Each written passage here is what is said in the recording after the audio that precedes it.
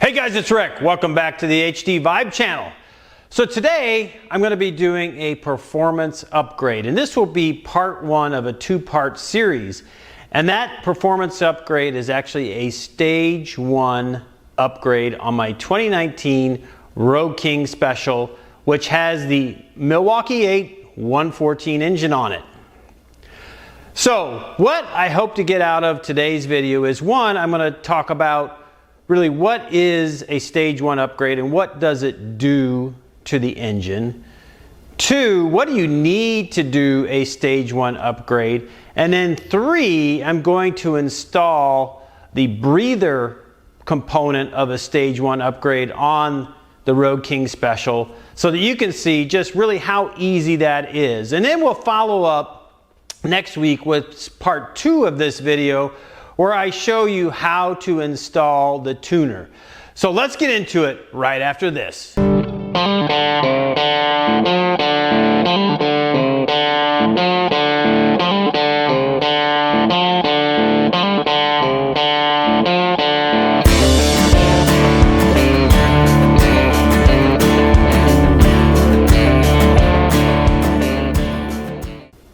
So guys, let's talk about really what is a stage one upgrade. You hear a lot about that. There's probably a lot of videos out there, but I'm going to put it in pretty simple terms because I'm a pretty simple guy. So really what a stage one upgrade does to your engine, whether it be a twin cam Evo or the Milwaukee-Eight like we're going to be working on today, is basically brings more air into the engine through the breather, and you get more air out or gases out of the rear end. And what are the components that you need to do a stage one upgrade? So first of all, you need a breather kit. I've decided to go with the Harley Davidson Screamin Eagle ventilator kit that I will show you how to install and just really how easy that is. I've gone with a tuner, and there's a variety of options out there. I've decided to go with the Vance & Hines Fuel Pack 3 with the 6-pin application, which will fit the Harley Davidson Milwaukee-Eight engines up to 2020. I believe it changed in 2021. So anything that has a 6-pin connector on the left side of the bike, and I'll show you that in part two of this series. And then the other aspect is having slip-on mufflers. If you think about the stock muffler slip-ons that are on the bike when you purchase it, they're pretty quiet, they're pretty restrictive in terms of the flow. And what that does is it's really balancing that air back pressure so that it is basically set up for the tune that these engines come out of the Harley Davidson plant with. So when you change that and you change the breather, you have to incorporate a new tune. Now, if you just put slip-ons on your bike, as probably most of you know, you don't really need a tuner necessarily, because the engine, being an electronic fuel injection, the engine can adjust its parameters at about 10%. So it can adjust for things like elevations, so that you don't necessarily need a tuner just for putting slip-ons on the bike. Obviously you get more sound, you get more flow out of the back of the bike, and that is part of a stage one upgrade. So what we'll do next is actually install this Screamin Eagle ventilator kit. And I decided to go with the Screamin Eagle ventilator kit for a couple of reasons, but first and foremost, I wanted to look pretty close to stock, although I believe these ventilator kits look way better than the clamshell breather that's on the stock motors up through, I believe, 2020. But this will allow much more air to come into the engine.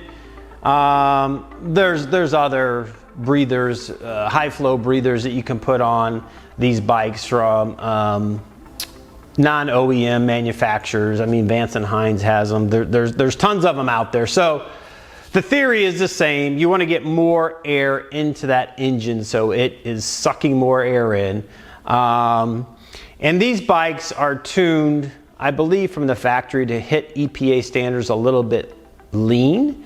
And what do I mean between lean and rich? So lean means there's more air coming in to the engine versus rich, meaning that you have a little bit more fuel mixture in there. So with this and the tuner, that gets that probably that air fuel mixture in a more efficient level for the bikes, and they actually tend to run a little bit cooler and a little bit more efficient. So in order to install this ventilator kit, there's a couple things that we need to do before we even get into installing. So one, we need to remove the seat, and we actually need to remove the tank, which that might sound intimidating, but it's really not that bad. It's basically two bolts, one on the right and the left, and then there's a bolt right here underneath your seat. If you've had your seat off, you've seen this.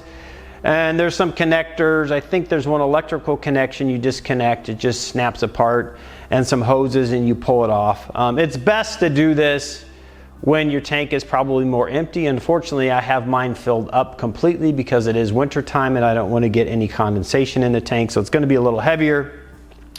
But you really need to take that tank off because there is a bracket that sits behind this stock clamshell breather cover that needs to come off so that there's enough space for this ventilator kit to get in there. So with that, let me get this set up and I'll pull this tank off, and then we will get into removing and then start to install this ventilator kit from Harley Davidson. And again, I will drop the part number in the description. I did order this from Goldstar Harley Davidson, their online parts order. I believe I saved about 20% off of the Harley Davidson list price by ordering it online, and they got it to me within about 10 days. I was in no rush, so it wasn't that big a deal, but for me, saving that kind of money was great. I think this kit came with the discount from Goldstar around $256. I will put the exact amount in the description. So I've done this on my Street Glide Special with a different Screamin Eagle kit. It's not difficult, it just takes a little bit of time. And let me get the bike set up, like I said, and we will get this. So now I've gotten both of the bolts off up in the front by the neck here. And then actually I was mistaken, there's actually two bolts down here, and they all are 9/16. And then on the Road King Special, the speedometer connection actually is under here, so you do underneath on the left side of the tank, so you do need to disconnect that, and then hopefully this tank should come right off. So, oh yeah, you do need to disconnect your fuel line, I almost forgot. So that's pretty simple. On the left side of the tank, almost by the seat, there's a little silver colored connection. You just push up on that and then pull the fuel line out, and then the tank should come right off. So the first step is we'll remove this bolt, and I believe this is a number 8 Allen wrench. Let's see, lefty loosey. Remove that, and that will get this cover off of here, and then this will reveal the stock air clip. So now I'll remove these 3 bolts. This is actually a T27, and this is to remove the stock air filter itself. These are not real tight, so they come off pretty simply here. Twist these out, and like I said, I would save all of these bolts as well as all the components, so that if you do want to ever go back to a stock configuration, you can do that.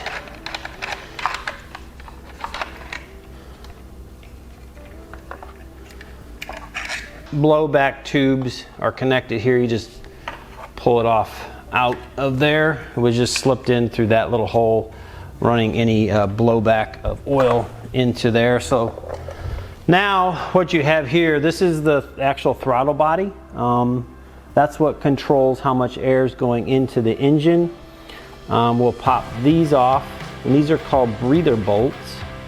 And so as you can see, I don't know if the camera's picking up, but there's actually a hole in these bolts, and that's how that gets any blowback coming out of there and coming back into the engine.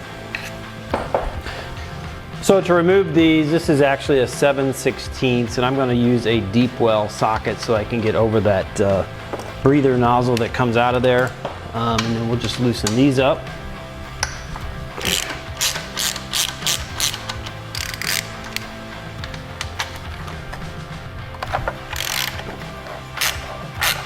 And I should say the Screamin Eagle ventilator kit does come with instructions, but it's really pretty straightforward. And I'm pretty much walking you through all of the steps to remove and then add the new kit. And as you can see, it has a little bit of Loctite on there, and we'll Loctite all of these when we replace these with the new bolts from the new kit.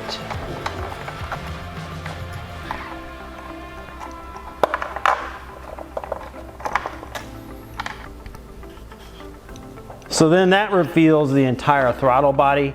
So the piece that I needed to get to that I couldn't when the tank was on is actually this piece here. This bracket needs to be removed so that there's enough air for that wider air cleaner to go on there. So next we'll remove these, I believe these two bolts, that will take that off. And then, okay, so these are actually a 3/16 Allen.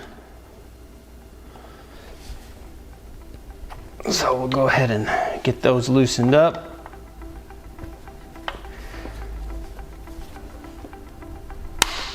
There we go.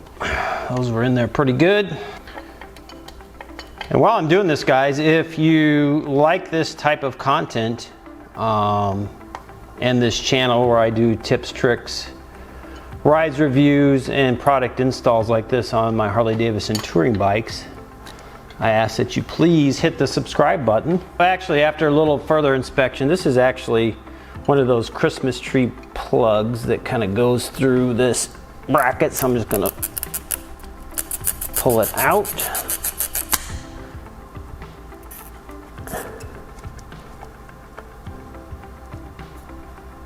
There we go. There we go. Got it out. So that's the bracket we needed to remove, and what that does is it'll give some extra space. And I do recall from when I did this on the Street Glide special, you do need to make sure that this cable stays back in here. It is wrapped in heat resistant tape. So now that really sets this up for the install of the new housing for the ventilator kit. So before we actually get into it, so as you can see, this kit does come with a complete set of instructions. So the removal part is pretty basic. I kind of walked you through all that. And then this is where they're showing to remove that backing bracket because it will impede actually getting the new ventilator kit on there properly. And then the instructions really start on the bottom of page 1. And then they go really steps 1 through 8, and then the cover element installation. So really the first step here is we've got to align this backing plate, and there's actually a gasket that goes on here on the back of this plate so that you don't get air or moisture coming into that throttle body.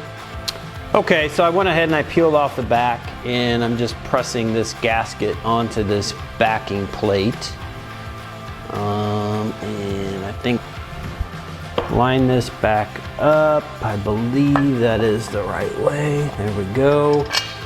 So we'll get those started by hand. This one. And just be careful so that you don't cross thread these.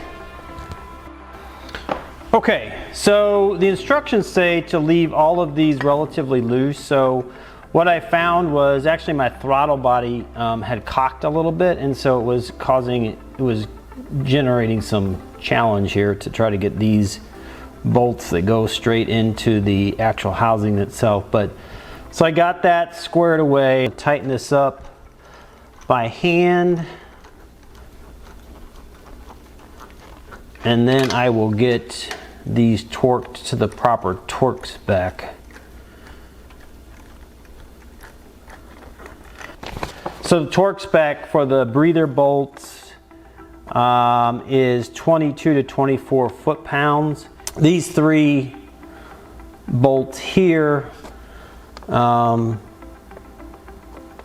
are 55 to 60 inch-pounds.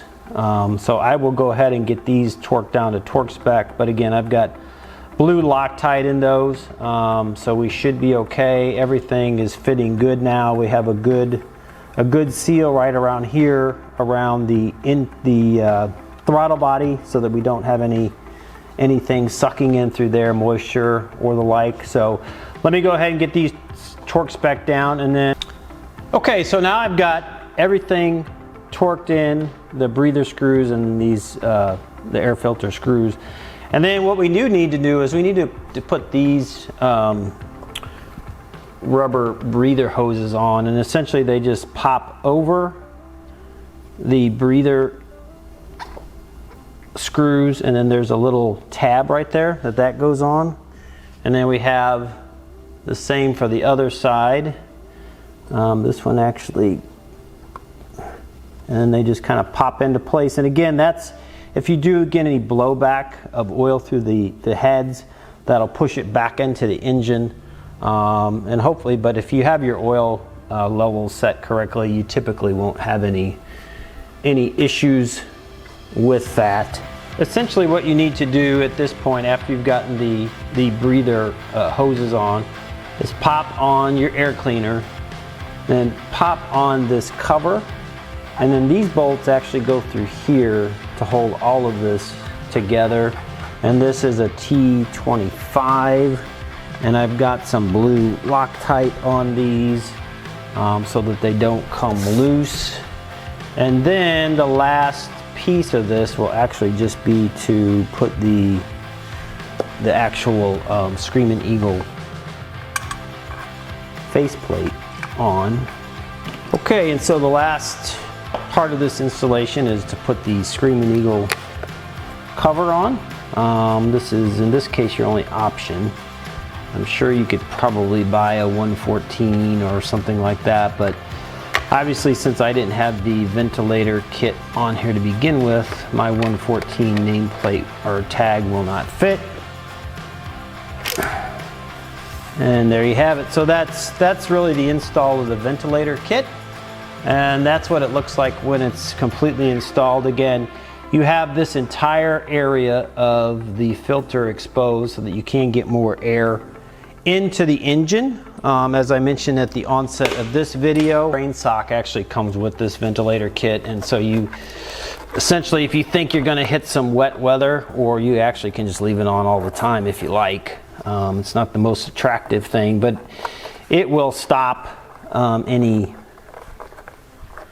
moisture from potentially getting into the throttle body and going into the engine. Okay guys, so that is the install of the Screamin Eagle ventilator breather kit.